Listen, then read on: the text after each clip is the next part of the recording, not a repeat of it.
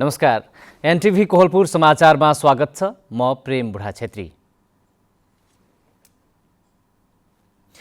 वर्षेनी सयौं मानिसहरूको ज्यानै जाने गरी लाग्ने आगो र फैलने डढेलो रोक्न प्रत्येक वर्ष जसो कार्ययोजना बन्छन्, तर प्रभावकारी कार्यान्वयन हुँदैनन्। यसरी दोहोरिरहने डढेलोका घटनाहरूले मानिसको ज्यान जोखिममा मात्रै पार्दैन, सबथोक खरानी बनाइदिन्छ। घर परिवारको उठिवास, जैविक विविधतामा गम्भीर असर र राष्ट्रिय सम्पदामा निरन्तर क्षति भइरहेको छ। आजको समाचारमा आग लागेको बढ्दो घटना र नागरिक सचेतना कति, सरकार गठन भएको महिना दिन बिते पनि सुदूरपश्चिम प्रदेश सरकार किन विस्तार हुन सकेन, लगायत देश विदेशका प्रसङ्गहरू हुनेछन्। तर सुरुमा प्रमुख समाचार। सरकार गठन भएको 1.5 महिनासम्म सुदूरपश्चिम प्रदेशको मन्त्री परिषदले अझै पूर्णता पाउन सकेन। गठबन्धन दलहरूबीच भागबण्डामा ढिलाइ। सुक्खायाममा मानवीय लापरवाहीका कारण आगलागी तथा वन डढेलोको घटना बढ्दै, यस वर्ष मात्रै 102 जनाको आगलागीमा परेर मृत्यु। दिगो विकासको लक्ष्य प्राप्तिका लागि स्रोत सुनिश्चित गर्न लुम्बिनी प्रदेशका सांसदलाई जानकारी प्रदान, तिनै तहका सरकारबीच समन्वयमा जोड। अमेरिकाको टेनेसी स्थित एक स्कुलमा गोली चल्दा 3 बालबालिका सहित 6 जनाको मृत्यु। घटनाको कारणमाथि प्रहरीको अनुसन्धान जारी। र मध्य प्रदेशलाई 62 रनले हराउँदै कोशी प्रदेश ललितपुर मेयर कप महिला क्रिकेटको फाइनलमा प्रवेश, उपाधिका लागि एपीएफसँग भेट्ने। समाचार अब विस्तारमा। सुदूरपश्चिम प्रदेशको मन्त्रीमण्डलले अझै पूर्णता पाउन सकेको छैन। प्रदेश सरकार गठन भएको 1.5 महिना पुग्न लागे पनि मुख्यमन्त्री कमल बहादुर शाहले मन्त्रीमण्डल विस्तार गर्न सक्नु भएको छैन। गठबन्धन दलबीच भागबण्डा मिलाउनमा भइरहेको ढिलाइका कारण मन्त्रीमण्डल विस्तार हुन नसकेको हो। मुख्यमन्त्री शाहले गत माघ 27 गते 3 सदस्यीय मन्त्रीमण्डल गठन गर्नुभएको थियो। विश्वासको मतपछि मन्त्रीमण्डल विस्तार गर्ने बताए पनि विश्वासको मत पाएपछि लगत्तै राष्ट्रपति र उपराष्ट्रपतिको निर्वाचन आएका कारण सो कार्य अगाडि बढ्न नसकेको हो। त्यसपछि राष्ट्रपति उपराष्ट्रपतिको निर्वाचन सकिए लगत्तै मन्त्रीमण्डलको आकार बढाउने बताइएको थियो।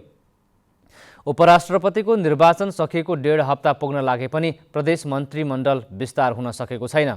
शाह नेतृत्वको सरकारमा नेकपा एकीकृत समाजवादीबाट नरेश कुमार शाही आर्थिक मामिला तथा योजना मन्त्री तथा नेपाली कङ्ग्रेसबाट प्रकाश बहादुर देउवा भौतिक पूर्वाधार विकास मन्त्री रहनु भएको छ।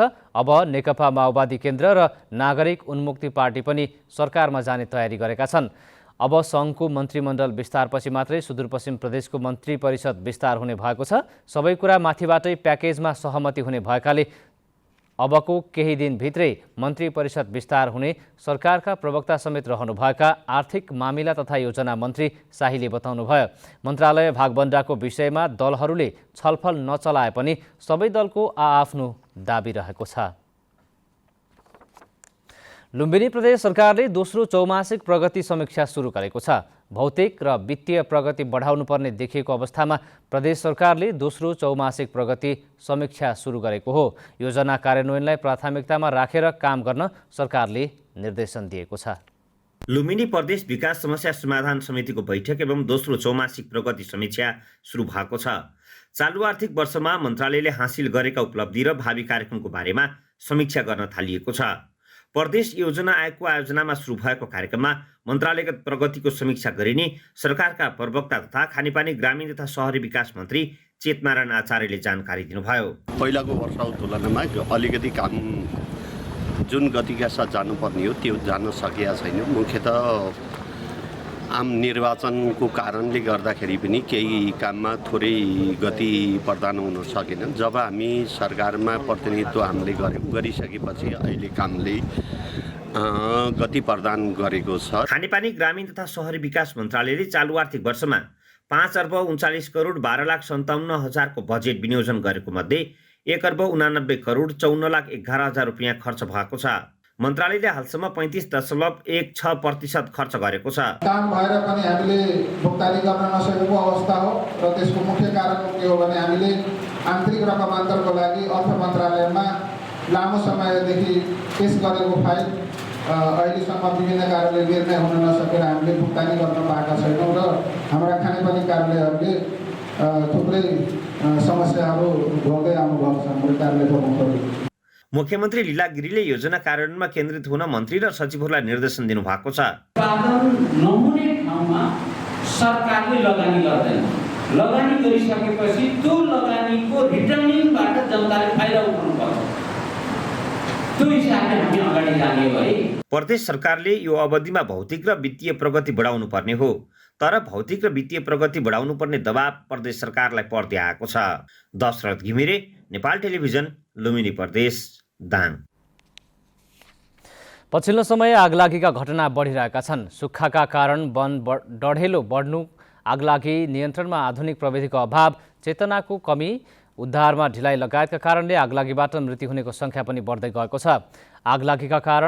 आगलागीका घटना बढ्दा वर्षेनी 100 भन्दा बढीले ज्यान गुमाइरहेका छन्। राष्ट्रिय विपद जोखिम न्यूनीकरण तथा व्यवस्थापन प्राधिकरणको 9 वर्षको तथ्याङ्क अनुसार आगलागीका घटनाबाट सबभन्दा बढी यस वर्ष मृत्यु भएको देखिएको छ। 2070 देखि 2079 सम्मको तथ्याङ्क हेर्ने हो भने यस वर्ष सबभन्दा बढी 102 जनाले आगलागीका कारण ज्यान गुमाउनु परेको छ।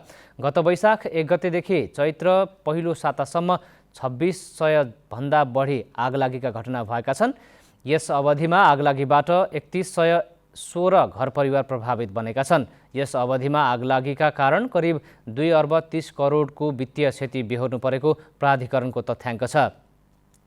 2070 देखि 2079 चैतको पहिलो सातासम्म 18,772 वटा आगलागीका घटना भएका थिए। 9 वर्षको अवधिमा आगलागीमा परि 769 जनाले ज्यान गुमाएका छन्।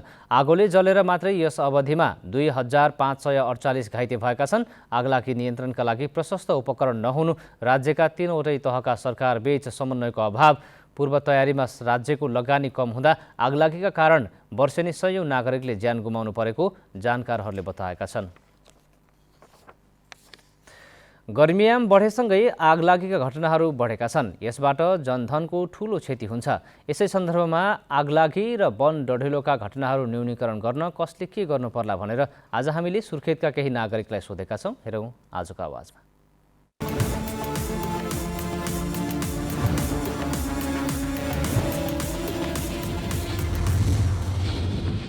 जिल्ला वन क्षेत्र सुरक्षा समितिको बैठकबाट नै हामीले एउटा टास्क फोर्स गठन गर्ने भन्ने छ।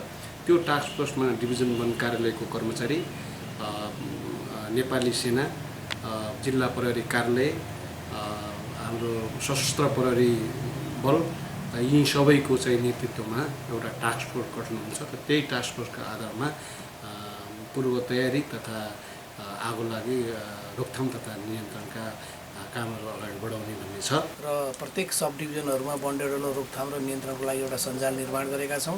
र डिभिजन स्तरमा पनि वन डढेलो रोकथाम र नियन्त्रणको लागि श्रीमान प्रमुख जिल्ला अधिकारीज्यूको संयोजक तत्त्वमा रहेको जिल्ला वन सुरक्षा समितिलाई चाहिँ सक्रिय बनाएर सबै निकायहरूसँग समन्वय गर्ने प्रयासहरू यही अब 19-20 गतेतिर हामी वन सुरक्षा समितिको बैठक राख्दैछौँ र वन सुरक्षा समितिको बैठकबाट आगामी थप रणनीतिहरू हामी तय गर्छौँ। नेपालमा प्रायः लाग्ने वन डढेलो भनेको चाहिँ 95% चाहिँ यो मानव निर्मित र अनि अब 5% मात्रै हाम्रो प्राकृतिक रूपमा चाहिँ लाग्ने गर्छ हैन। यो हिसाबमा चाहिँ मानव निर्मित पनि प्रायः अब त्यसमध्ये पनि बढी जसो चाहिँ मान्छेहरूले चाहिँ जानी भनौँ न कतिपय केसेसहरूमा जानी हुन्छ। त्यही भएर यो जनचेतनाको कमीको कारणले गर्दाखेरि पनि हो हैन। अग्निरेखाहरू अहिले पनि हामीले समूहसँग समन्वय गरेर त्यो बनाउने काम, सरसफाइ गर्ने काम चाहिँ गरिरहेका छौँ। त्यसले चाहिँ नीतिहरू ल्याएर सामुदायिक वनहरूलाई चाहिँ तालिम अथवा चाहिँ त्यस्तो खालको कार्यक्रम ल्याएर यो गर्नुपर्छ है भने खास दायित्व त भनेको सामुदायिक वनकैसित हो।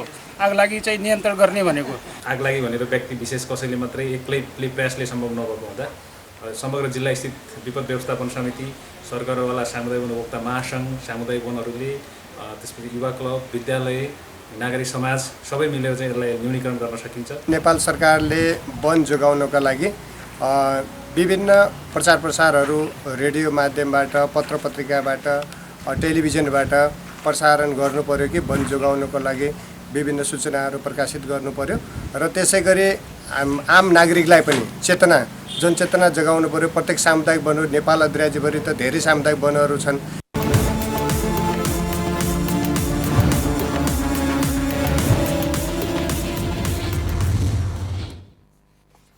समाचारको क्रम जारी नै छ। अहिलेलाई एकैछिनको विश्राम।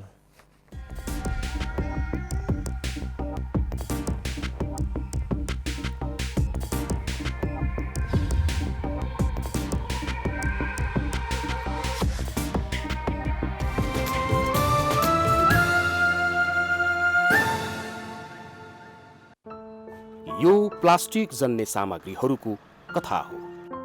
यो सानो कुरा हो। केही समयका लागि यसको प्रयोग गरिन्छ, त्यसपछि फ्याँकिन्छ।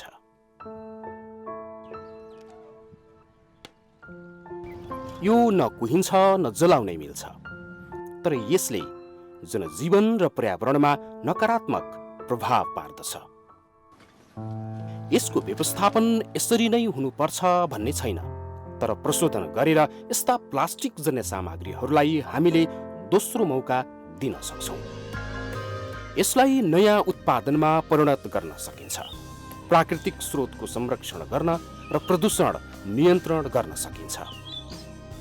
आउनुहोस्, प्लास्टिक जन्य सामग्रीहरूको प्रयोगलाई निरुत्साहित गरौँ र गरिसकेका वस्तुहरूको उचित व्यवस्थापन गरी हाम्रो वरपरको वातावरणलाई स्वच्छ राख्नमा सहयोग गरौँ।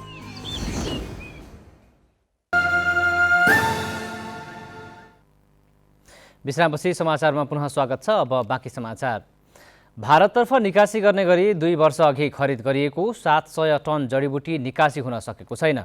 भारतीय प्लान्ट क्वारेन्टाइनले 16 प्रकारका जडीबुटीलाई निकासी सूचीमा नसमेटेकाले निर्यात हुन नसकेको जडीबुटी व्यवसायी सङ्घका केन्द्रीय अध्यक्ष टङ्कप्रसाद शर्माले बताउनुभयो। निर्यातका लागि तयार गरिएको जडीबुटी अलपत्र हुँदा व्यवसायीको करोडौँ रुपियाँ नोक्सान हुने अवस्था आएको भन्दै सरकारले निर्यातको वातावरण बनाइदिनुपर्ने उहाँले माग गर्नुभएको छ। जटामसी, मार्ग, अमला, तिगेडी, दालचिनी, चुत्रोको बोक्रा, काठ, पदमचाल, तेजपत्ता, सुगन्ध कोकिला र टिमुर लगायत 16 प्रकारका जडीबुटीको निकासी बन्द भएको छ।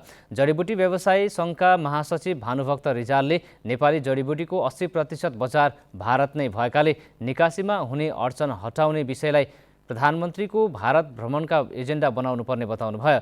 निकासी रोकिएपछि गोदाममा थन्किएका अधिकांश जडीबुटी कुहिन थालेका छन्। दिगो विकास लक्ष्य प्राप्त गर्न स्रोत व्यवस्थापन सम्बन्धी कार्यक्रम रूपन्देहीमा भएको छ। लुम्बिनी प्रदेश सभाका सदस्यहरूका लागि आयोजना गरेको कार्यक्रममा दिगो विकासका लक्ष्य र उद्देश्यहरूबारे चर्चा गरिएको छ। लुम्बिनी प्रदेश सरकारका मुख्यमन्त्री सहित मन्त्रीहरू र प्रदेशसभा सदस्यहरूको सहभागिता रहेको अभिमुखीकरण कार्यक्रममा अर्थ तथा योजनाविदहरूले दिगो विकासका लक्ष्य प्राप्तिका लागि निभाउनुपर्ने भूमिकाका बारेमा सहजीकरण गर्नुभएको थियो। पूर्व अर्थमन्त्री तथा योजनाविद डाक्टर युवराज खतिवडा तथा राष्ट्रिय योजना आयोगका पूर्व उपाध्यक्ष अर्थविद डाक्टर स्वर्णिम वाग्लेले तिनै तहका सरकारको सहकार्य र समन्वयमा मात्र दिगो विकास लक्ष्य हासिल हुने बताउनु भएको थियो।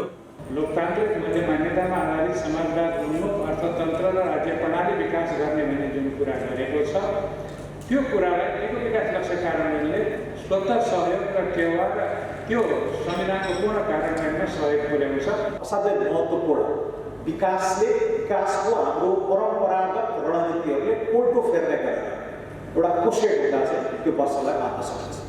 सो यसरी सुरु भएको छ। विपदका कुराहरू, साधन स्रोतको जो गर्ने कुराहरू, जलवायु, यो सबैलाई बाँध्ने एउटा खाका चाहिँ यो दिगो विकास लक्ष्यहरू भयो। कार्यक्रमको उद्घाटन गर्दै लुम्बिनी प्रदेशका मुख्यमन्त्री लीला गिरीले कृषि, पर्यटन, उद्योग र व्यवसायलाई समृद्धिको आधार बनाएर अघि बढेमा दिगो विकासको लक्ष्य हासिल गर्न सकिने बताउनुभयो।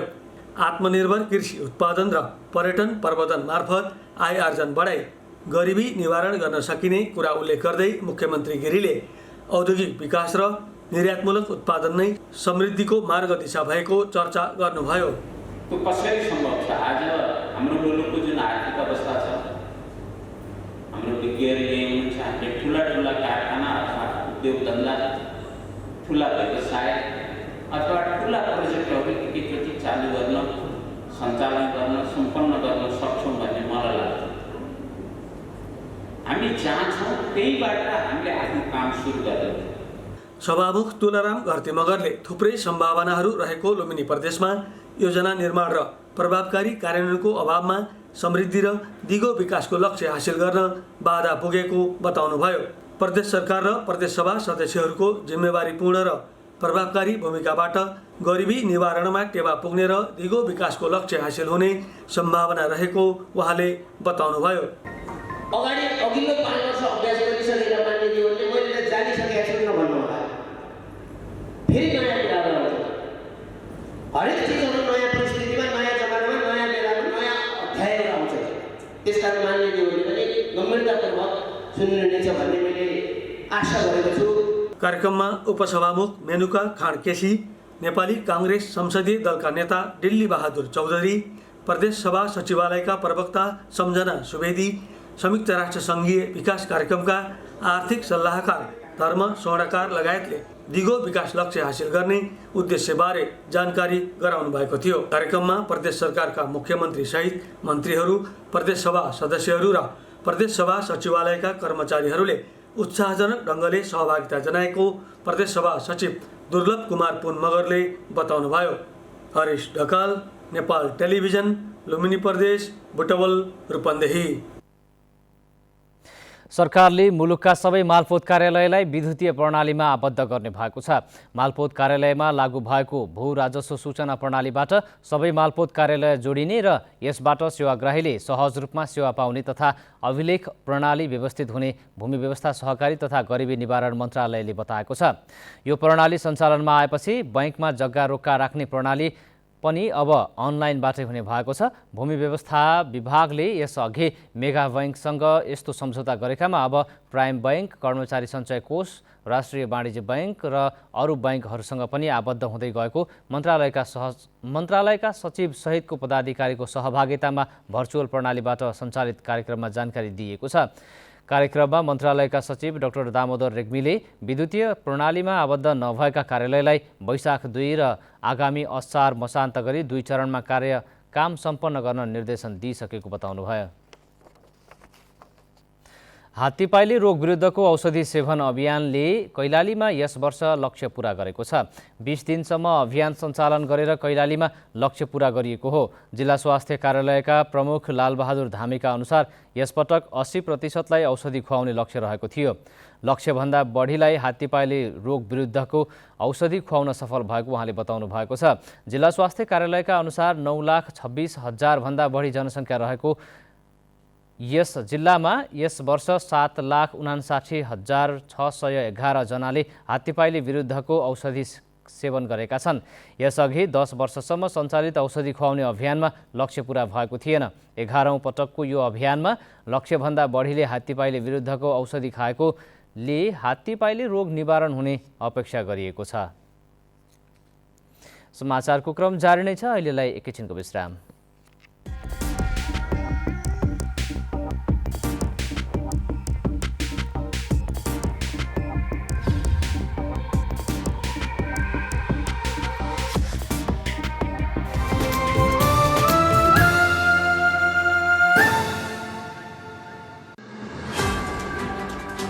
लुम्बिनी, कडाली र सुदूरपश्चिमको आवाज, सत्य सूचना, निष्पक्ष विचार र तटस्थ विश्लेषण, समावेशी आवाज र समतामूलक चरित्र बोकेको देशको सञ्चार सहयात्री, जनताको सूचनाको अधिकार, हामी जिम्मेवार। खबरै खबरको दुनियाँमा अब नयाँ आयाम। विकास र समृद्धिका लागि सञ्चार। एनटिभी कोहलपुर समाचार। तपाईँ एनटिभी कोहलपुर हेर्दै हुनुहुन्छ। अब बाँकी समाचार। पाल्पाको तिनाउ गाउँपालिकाले पशुका लागि वितरण गरेको भिटामिन र क्याल्सियम गुणस्तरहीन भएको पाइएको छ। गाई भैँसीलाई पोषणका लागि खुवाइने भिटामिन, मिनरल्स र क्याल्सियम पालिकाले न्यून गुणस्तरको वितरण गरेको पाइएको हो। पशु सेवा विभागले 2079 फागुन 11 गते पत्र लेखेर न्युट्रिभेट फर्म केयर प्राली मुम्बईले उत्पादन गरेको भिटामिन र क्याल्सियम बिक्री वितरण नगर्न निर्देशन गरेको थियो। विभागले रूपन्देही स्थित खनाल भेट सेन्टरलाई पत्र लेखेर कम्पनीका हाई मिल्कर फोर्टे र भिटा बजारमा फिर्ता गराउनुपर्ने, मौजदात विवरण 7 दिनभित्र विभागमा पठाउनुपर्ने र पुनः उक्त कम्पनीको सामान आयात गर्नुपर्ने भए नयाँ ब्याचको स्याम्पल टेस्ट गर्नुपर्ने उल्लेख छ। विभागले वितरण गरेको क्याल्सियम र भिटामिनमा हुनुपर्ने भिटामिनको मात्रा कम रहेको पाइएको हो। यद्यपि तिनाउले भने हालसम्म कम्पनीको न्यून गुणस्तरको भिटामिन र मिनरल्स वितरण गरिरहेको छ। पशु शाखाका लागि विनियोजित बजेट 2 लाखबाट औषधि खरिद गरिएको तिनाउ गाउँपालिकाका स्वास्थ्य शाखा प्रमुख मनिष अधिकारीले बताउनुभयो। अब अन्तर्राष्ट्रिय समाचार।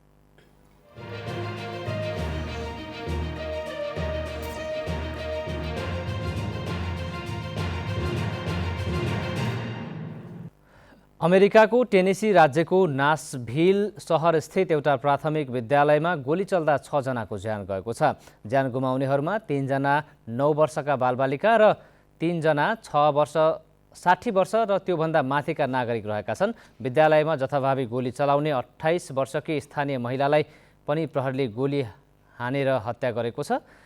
गोली चलाउने महिला सोही विद्यालयको पूर्व विद्यार्थी रहेको प्रहरीले जनाएको छ। हरेक वर्ष अमेरिकाका विभिन्न सार्वजनिक स्थानमा सामूहिक हत्या हुने गरी गोलाबारी हुने गरेका छन्। सन् 2023 मा मात्रै 137 जना सर्वसाधारण मारिएका छन्। प्रहरीकै प्रतिवेदन अनुसार सार्वजनिक स्थानमा हुने यस्ता गोलाबारीमा औसतमा 4 जना सर्वसाधारण मारिएका छन्। अघिल्लो वर्ष मात्रै अमेरिकाका विभिन्न सार्वजनिक स्थानमा भएको गोलाबारीमा 647 सर्वसाधारण मारिएका थिए। अब आर्थिक समाचार।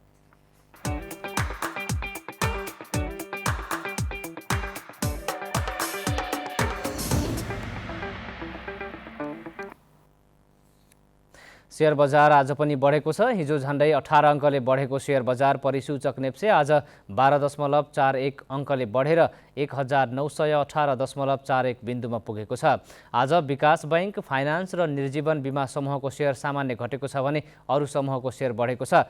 पछिल्ला 3 दिन उच्च अङ्कले घटेको माइक्रो फाइनान्स समूहको शेयर आज उच्च अङ्कले बढेको छ।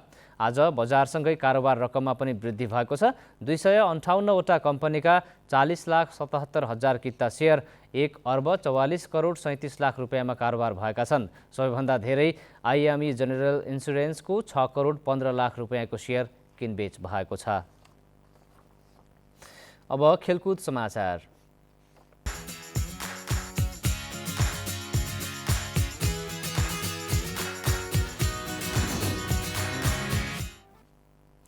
मध्य प्रदेशलाई 62 रनले हराउँदै कोशी प्रदेश ललितपुर मेयर कप महिला क्रिकेटको फाइनलमा पुगेको छ। यो जितसँगै कोशीले विभागीय टोली एफिएफसँग फाइनल भेट पक्का गरेको हो। रुबिना छेत्रीको अलराउन्डर प्रदर्शनमा कोशीले मधेसलाई फराकिलो अन्तरले पराजित गर्यो। कोशीले दिएको 106 रनको विजयी लक्ष्य पछ्याएको मधेस ब्याटिङमा निकै कमजोर देखियो। उसले निर्धारित 20 ओभरमा 9 विकेट गुमाउँदै 43 रन मात्रै बनाउन सक्यो। यसअघि आज नै भएको पहिलो खेलमा ललितपुर मेयर 11लाई 37 रनले पराजित गर्दै एफिएफ समूह विजेता बनेर फाइनलमा पुगेको थियो। 4 खेलमा 4 जित सहित 8 अङ्कका साथ एफिएफ शीर्ष स्थानमा रह्यो भने कोशी प्रदेश 4 खेलमा 3 जित र 1 हार सहित 6 अङ्कका साथ दोस्रो हुँदै फाइनलमा पुगेको हो। साफ 17 वर्ष मुनिको महिला च्याम्पियनसिप अन्तर्गत नेपालले आफ्नो अन्तिम खेलमा मङ्गलबार घरेलु टोली बङ्गलादेशसँग 1-1 को बराबरी खेलेको छ। बङ्गलादेशसँग बराबरीपछि नेपाल 5 राष्ट्र सहभागी च्याम्पियनसिपमा चौथो स्थानमा रहेर घर फर्कने भएको छ। नेपालले 4 मध्ये 1 मात्र जित्दा 2 खेलमा हार बेहोरेको थियो। गत नोभेम्बरमा बङ्गलादेशमै भएका साफ 15 वर्ष मुनिको महिला च्याम्पियनसिपको उपाधि जितेको नेपाल यसपटक 17 वर्ष मुनिको साफ फर्म्याटमा आयोजना हुँदा उपाधि रक्षा गर्ने लक्ष्यसहित ढाका पुगेको थियो। तर भारत र रुससँगै पराजित भएपछि नेपालको सपना अधुरै रहेको हो। अब मौसम।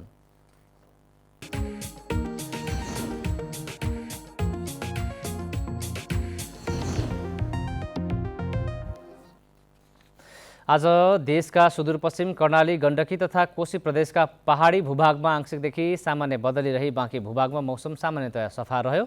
यस्तै आज राति पनि कोशी, गण्डकी र कर्णाली प्रदेशका पहाडी भूभागमा आंशिक बदली रही बाँकी भूभागमा मौसम सामान्यतया सफा रहने मौसम पूर्वानुमान महाशाखाले जनाएको छ। अब मौसम सम्बन्धी थप विवरण।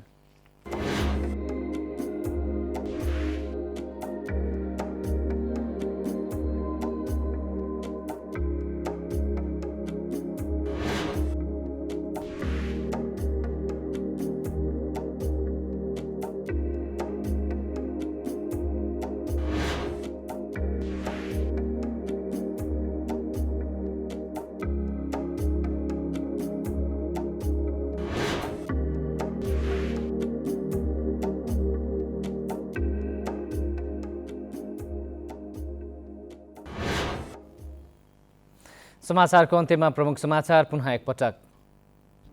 सरकार गठन भएको 1.5 महिनासम्म सुदूरपश्चिम प्रदेशको मन्त्री परिषदले अझै पूर्णता पाउन सकेन। गठबन्धन दलहरूबीच भागबण्डामा ढिलाइ। सुक्खायाममा मानवीय लापरवाहीका कारण आगलागी तथा वन डढेलोको घटना बढ्दै। यस वर्ष मात्रै 102 जनाको आगलागीमा परेर मृत्यु।